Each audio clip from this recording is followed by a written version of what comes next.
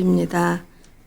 이스라엘 자손이 행군하여 셋째 날에 그들의 여러 성읍들에 이르렀으니 그들의 성읍들은 기브온과 그비라와 부에롯과 기랏 여아림이라. 그러나 회중 족장들이 이스라엘의 하나님 여호와로 그들에게 맹세했기 때문에 이스라엘 자손이 그들을 치지 못한지라. 그러므로 회중이 다 족장들을 원망하니 모든 족장이 온 회중에게 이르되 우리가 이스라엘의 하나님 여호와로 그들에게 맹세하였은즉 이제 그들을 건드리지 못하리라. 우리가 그들에게 맹세한 맹약으로 말미암아 진노가 우리에게 임할까 하노니 이렇게 행하여 그들을 살리리라 하고 무리에게 이르되 그들을 살리라 하니 족장들이 그들에게 이른 대로 그들이 온 회중을 위하여 나무를 패며 물을 깃는 자가 되었더라. 여호수아가 그들을 불러다가 말하여 이르되 너희가 우리 가운데 거주하면서 어찌하여 심히 먼 곳에서 왔다고 하여 우리를 속였느냐. 그러므로 너희가 저주를 받나니 너희가 대를 이어 종이 되어 다 내 하나님의 집을 위하여 나무를 패며 물을 깃는 자가 되리라 하니 그들이 여호수아에게 대답하여 이르되 당신의 하나님 여호와께서 그의 종 모세에게 명령하사 이 땅을 다 당신들에게 주고 이 땅의 모든 주민을 당신들 앞에서 멸하라 하신 것이 당신의 종들에게 분명히 들리므로 당신들로 말미암아 우리의 목숨을 잃을까 심히 두려워하여 이같이 하였나이다. 보소서, 이제 우리가 당신의 손에 있으니 당신의 의향에 좋고 옳은 대로 우리에게 행하소서 한지라. 여호수아가 곧 그대로 그들에게 행하여 그들을 이스라엘 자손의 손에서 건져서 죽이지 못하게 하니라.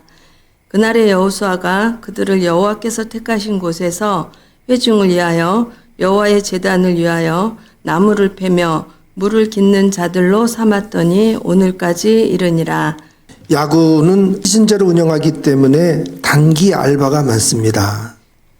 표검사도 해야 되고 질서도 유지하고 야구공도 또 줍고 응원도 하고 청소도 하고 또 야구장 정돈도 하고 다양한 일을 해야 되죠. 거긴 힘든 일도 있고 좀 쉬운 꿀보직도 있습니다. 더운 데서 땡볕에서 일하는 자리도 있고 에어컨 밑에서 앉아서 편히 일하는 자리도 있습니다. 그런데 어떤 일이든 마다하지 않고 그저 야구가 좋아서 일하는 사람들도 많습니다. 성전에도 제사장과 레위인을 돕는 일자리가 있었습니다. 번제단에 쓸 장작 패는 일, 또 재물을 씻는 물두멍에 물을 채우는 일입니다. 물론 정규직도 아닙니다. 평생 노예로 일하는 자리입니다. 더구나 성전 허드렛 일을 대를 이어서 1000년 넘도록 일을 한 족속이 있었습니다. 바로 느디님 사람들 이야기입니다. 여호수아가 가나안 정복을 위해서 여리고성을 정복했습니다. 이어서 아이성도 거침없이 점령했죠. 좀 삐끗거리긴 했지만 이 이스라엘은 사기가 충전하여서 거침없이 또 서쪽으로 계속 밀고 들어갈 기세였습니다. 가나안 족속들이 화들짝 놀랬죠. 대책을 세워야 됐습니다. 연합군을 결성해서 이스라엘과 맞서기로 했습니다. 이제 이스라엘은 그 다음 정복지 기브온을 향해 쳐들어갈 예정이었습니다. 기브온은 히위 족속 마을입니다.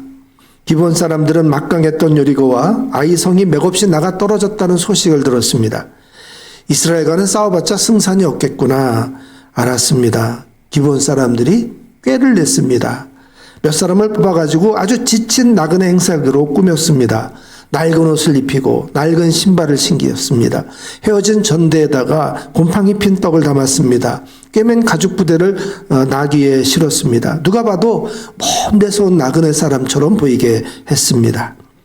그들은 이스라엘에 진치고 있던 길갈을 찾아갔습니다. 자기들은 먼 나라에서 왔다고 소개했습니다. 그리고 애굽에서 있었던 일, 그리고 요단 동쪽을 치고 올라오면서 아모리 족속도 헤스본 바산을 무찔렀다는 이야기도 다 들었다고 했습니다. 당신들은 위대한 하나님의 백성이니 우리와 화친하게 조약을 맺자고 했습니다. 그리고 우리는 당신들의 종이라고 납작 엎드렸습니다. 여호수아는 신중하게 생각하지 않고 덜컥 이들과 화친하자는 조약을 맺었습니다. 사흘 후에 이들의 정체를 알았습니다. 보니까 기브온 사람들이었던 거예요. 하나님은 가나안 원주민들을 살려두지 말고 진멸하도록 명령하셨습니다. 그런데 맹세까지 하는 바람에 이제 그들을 죽일 수 없게 되었죠. 여호수아가 곤란하게 되었습니다.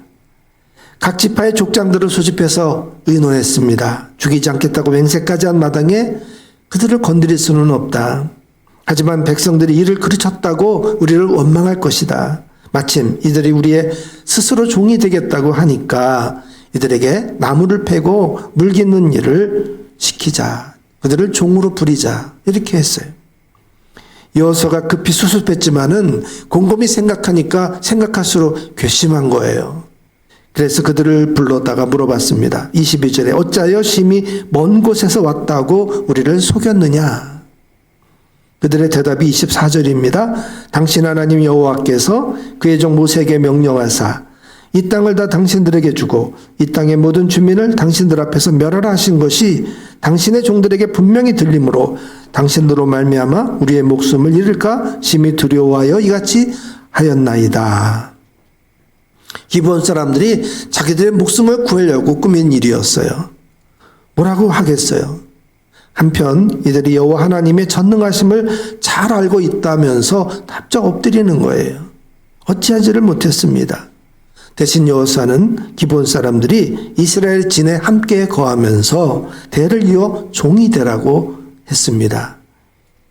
23절에 내 하나님의 집을 위하여 나무를 패며 물을 깃는 자가 되라 그랬어요. 성막에서 제사장과 레위 사람들을 도와서 허드렛 일을 맡겼습니다. 제물을 번제단 위에 올려놓고 사를 때 장작이 필요하잖아요. 또 물두멍에 제물을 한번 씻어야 되고 또 제사 드린 제사장들 손도 씻어야 되고 많은 물이 필요했습니다.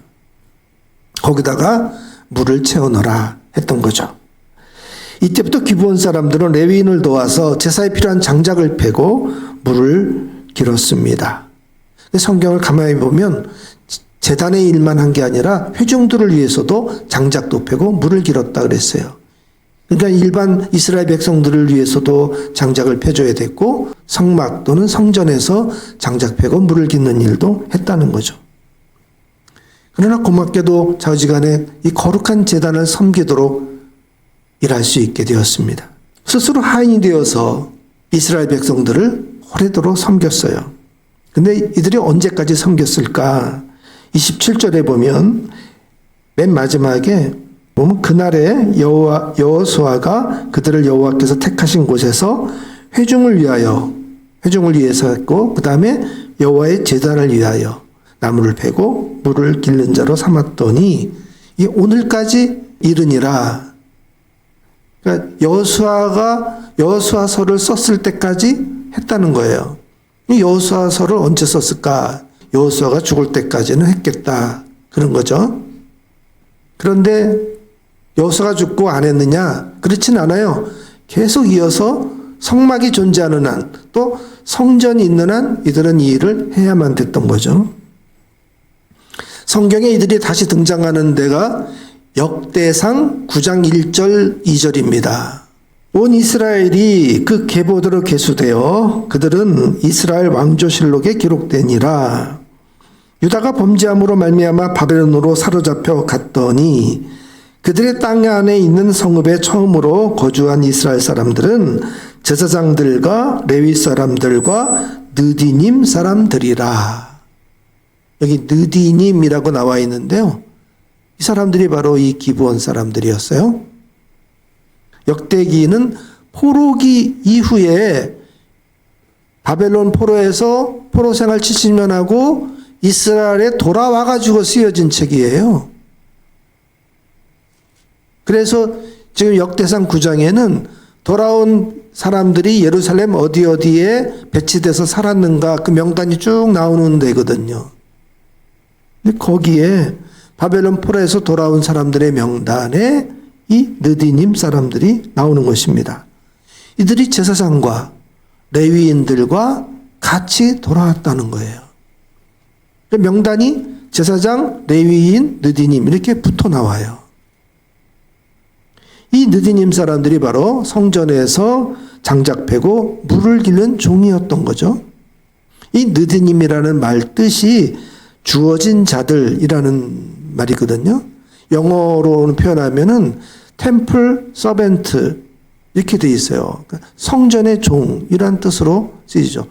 그래서 우리 성경에도 보면은 이제 우리 개정판에는 느디님 이렇게 돼 있지만은 쉬운 성경이라는 데 보면은 성전에서 일하는 일꾼 뭐 이런 식으로 번역이 다 돼 있어요. 그러니까 느디님이라는 말은 레위인들을 돕도록 들여졌다 그런 뜻이거든요.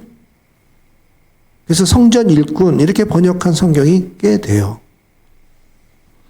본래 기브온 사람들이라는 이 명칭은 베냐민 지파가 이제 그 땅을 차지하고 그 이후로부터는 이스라엘 백성들을 지칭하는 말이 됐거든요. 그러니까 사울 왕의 고향이잖아요, 기브온이. 그러니까 기브온 사람들 그러면은 이스라엘 사람들을 생각하지 그 원래 가나안 원주민을 생각하지 않거든요. 그러니까 이 기브온 사람들이라는 말은 없어지고 그 대신에 느디님 사람들이라는 말이 생기게 된 것입니다. 놀라운 것은 이 느디님 사람들이 바벨론 포로 귀환 때 함께 돌아왔다는 거예요. 바벨론에서 돌아오고 말고는 선택이었습니다. 이들이 이스라엘과 함께 있는 한 여전히 종이죠. 바벨론에 남아있으면 종에서 벗어나는 좋은 기회입니다. 돌아가면 무너진 성전을 다시 세울 거고 그러면 다시 거기서 장작 패고 물 깃는 신세가 될 거예요. 그러니까 따라가지 않고 바벨론에 그냥 남아있는 게 훨씬 더 낫습니다. 그런데 왜 이들이 같이 돌아왔을까? 참 미스테리하죠. 여러분 같으면 돌아오겠습니까? 스가랴서 2장 58절에 바벨론 폴에서 돌아온 모든 느디님 사람과 솔로몬의 신하의 자손이 392명이었다 이렇게 나와요. 니에미야 7장 60절에도 정확하게 392명이 돌아왔다고 기록하고 있습니다. 니에미야 11장 21절에 느디님 사람은 오벨에 거주하니 사하와 기스바가 그들의 책임자가 되었다 그래서 이 오벨은 예루살렘 동남부에 있는 구릉지대예요. 니에미야 3장 26절에 보면 그때의 느디님 사람은 오벨에 거주하여 동쪽 수문과 마주대한 곳에서부터 내민 망대까지 이르렀느니라.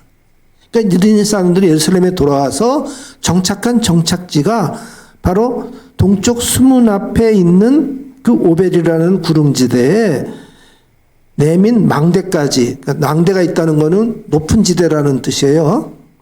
그 산 위에 거주하고 살았다. 이들이 성전에 물을 길러 날라야 됐기 때문에 동쪽 수문 앞 맞은편에 살았다는 거예요. 수문 앞에는 기온샘이 있습니다. 그런데 히스기야 왕 때 아시리아 사네립의 침공에 대비해서 그 오벨의 언덕의 견고한 안반을 뚫고 지하수로를 성 안으로까지 끌어들였어요. 이게 히스기야 터널이죠. 그 끄트머리에 실로암 못이 생긴 겁니다. 인공못이죠. 그러니까 기온샘의 물줄기를 만들어서 성 안에다가 가두는 데가 실로암 연못인 거예요. 그러니까 느디님 사람들은 이 수문 앞에 있는 평지를 놔두고 그 위에 있는 돌산 위에서 살았다는 거죠. 신분이 종이기 때문에 이런 평지에 살지 못하고 남들이 다 꺼리는 저 돌산 꼭대기에 올라가서 살게 되었다. 그런 말이에요. 에스라는 예루살렘을 재건하고 다시 제사를 회복시켰습니다. 아니나 다를까 에스라는 이 느디님 사람들을 다시 성전의 허드렛 일에 동원합니다. 에스라 8장 17절 가시바 지방에 사는 느디님 사람들에게 할 말을 일러주고 우리 하나님의 성전을 위하여 섬길 자를 데리고 오라. 에스라가 느디님 사람들에게 다시 와서 성전 일을 하라고 명합니다. 그 뒤에 20절에 보면 이 소집령에 지명받은 느디님 사람이 220명이었다고 나와요. 다윗과 방백들이 레위 사람들을 섬기라고 준 느디님 사람 중 성전 일꾼은 220명이었는데 그들은 모두 지명받은 이들이었더라. 에스라가 딱 명단을 짜가지고 누구누구는 오라고 220명의 명단을 보낸 거예요. 이렇게 느디님 사람들이 다시 돌아와 성전을 섬기기 시작했습니다. 이 느디님 사람들이 스스로 이스라엘의 종이 돼가지고 이렇게 섬긴 세월을 보니까 가나안 정복 시작할 때부터 포로기 돌아올 때까지니까 1000년이 넘도록 이렇게 섬긴 거예요. 이 예루살렘 성전은 산 꼭대기에 있잖아요. 그리고 저 느디님 사람들은 기온샘 밑에 산 아래에 살았어요.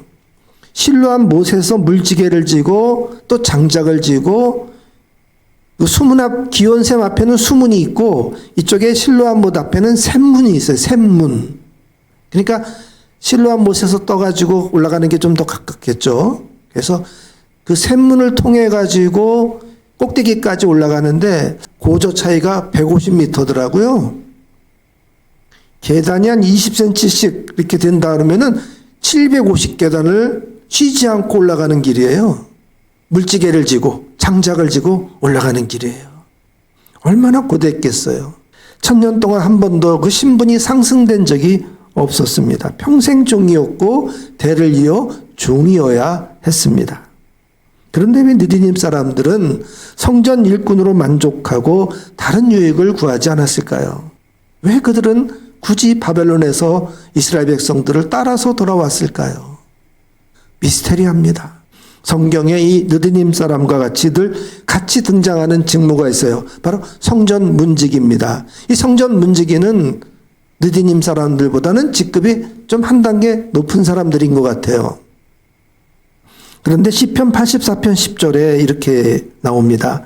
주의 궁정에서의 한 날이 다른 곳에서의 첫날보다 나은즉 악인의 장막에 사는 것보다 내 하나님의 성전 문지기로 있는 것이 좋다 그랬어요. 이 말은 뭐예요? 비록 허드렛 일을 하는 문지기지만 성전을 지키는 일이 참 좋다. 이런 신앙 고백인 거예요. 하나님의 집에서 일한다는 게 이게 얼마나 큰 축복인가 그랬다는 거죠. 제사에 쓸 장막과 물을 대는 일은 고된 노동입니다. 그러나 이들은 거룩한 일에 쓰임받는 것을 영광으로 여겼습니다. 비록 허드렛 일이었지만 이게 최고의 복이라고 여긴 거예요. 스가랴서 7장 14절에 보면 아닥사스다 왕이 에스라를 보내면서 이렇게 말해요. 야, 저 성전에서 일하는 사람들, 저 느디님 사람들에게 조공과 잡세와 부세, 즉 관세를 받지 마라. 세금을 면제해 주라고 하는 명을 내려요. 이 말은 뭐냐면 제사장들, 레위 사람들은 성직자로서 세금이 그냥 본래 면세되거든요. 근데 저 일꾼들도 성직자와 똑같이 대우를 해줘라. 그 말이에요. 이 말이 얼마나 복된 말씀이에요. 비록 잡일을 하고 있지만은 나라에서 또 제사장들이 볼 때 누구나 봐도 저 사람들은 거룩한 일을 하는 성직자야라고 말해준다는 거죠. 그런 대우에 그저 감사하면서 이방인으로서 이스라엘 백성과 함께 살면서 이 구원의 반열에 함께 선다는 것에 감사하면서 감격하면서 기꺼이 감당했던 거지요. 느헤미야 10장에 보면 에스라가 백성들에게 이방인들과 함께 결혼을 같이 한 거를 깨트리고 유대인 혈통을 지키겠다는 서약을 받는 내용이 나와요.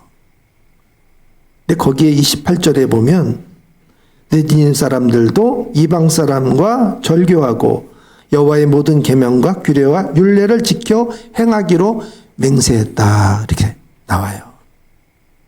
비록 이방인이지만 유대인과 똑같이 모세에게 받은 그 율법의 말씀을 지켰다는 거죠. 레위 사람들에게 얼마나 구박을 많이 받았겠어요. 야, 똑바로 못해. 왜 자꾸 장작을 흘려. 너를 요거밖에 못 도와. 뭐 이러면서 많은 잦은 잔소리도 들었을 거 아니에요. 그래도 묵묵히 순종하고 따랐습니다. 분에 넘치도록 다른 요구를 하지 않았어요. 있는 듯 없는 듯 숨죽여 지내면서 언제나 충성을 다했습니다. 성경에 보면 이 느디님 사람들처럼 이방인이지만 이스라엘 백성과 함께하면서 믿음의 이 정결을 지켰던 족속이 있어요. 레갑 족속이죠. 이 레갑 족속은 모세의 처남 겐 족속에서부터 유래됐어요. 모세의 처남 호밥이 출애굽 여정을 안내하면서 자연스럽게 이스라엘 백성과 함께 따라왔다가 가나안 땅에 정착하게 된 거죠. 이스라엘 백성들이 아무리 우상을 섬기고 타락해도 이 레갑 족속은 끝까지 율법 말씀을 철저하게 지키며 살아요. 에스라서에 보면 이들에게 술을 먹이려고 성전에 데리고 와서 자꾸 권하지만은 끝내 입에다 대지들 않잖아요. 그 이유는 이 레갑의 아들 요나답이 유지를 남겨준 게 있기 때문이에요. 그걸 보면은 평생 포도주를 마시지 마라. 파종도 하지 말고 포도원을 가꾸지도 마라. 집을 짓지 마라. 장막에 거하라. 그리하면 너희가 거하는 땅에서 생명이 길리라. 이들이 지금도 이 광야에서 지내는 베두인족의 조상이에요. 이스라엘 사람들이 부정하게 여기는 쓰레기와 똥을 치우며 살았어요.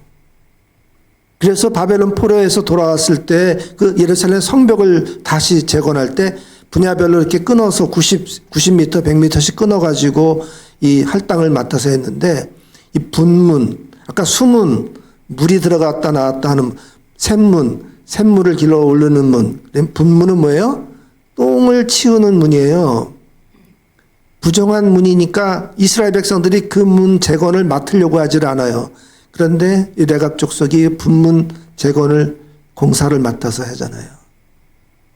그리고 그 분문 밑에 베들레헴 지역 아래에 거주하고 살다가 거기서 밤에 양떼를 치는데 빈들에 사니까 목양을 했을 거 아니에요. 양을 치다가 천사가 나타났어요. 예수님의 탄생 소식을 첫 번째로 알려줍니다. 제가 한번 레갑 족속 가지고 이렇게 설교한 기억이 나시죠? 그 은혜와 그 영광을 하나님이 알아주신 거예요.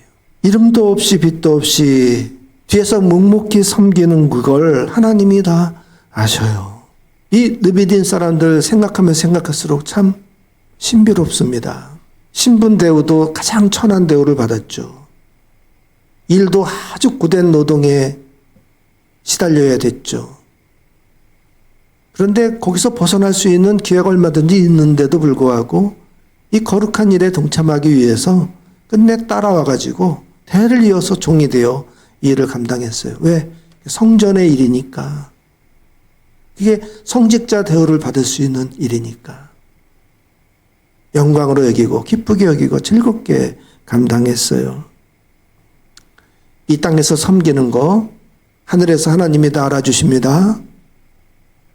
하늘의 상급이 누구보다 큽니다. 여러분, 우리도 정말 변함없이 자원하는 심령으로 이름 없이 빛도 없이 평생 알바 합시다. 우리도 마찬가지로 다 성전의 일꾼 느비님 사람들입니다.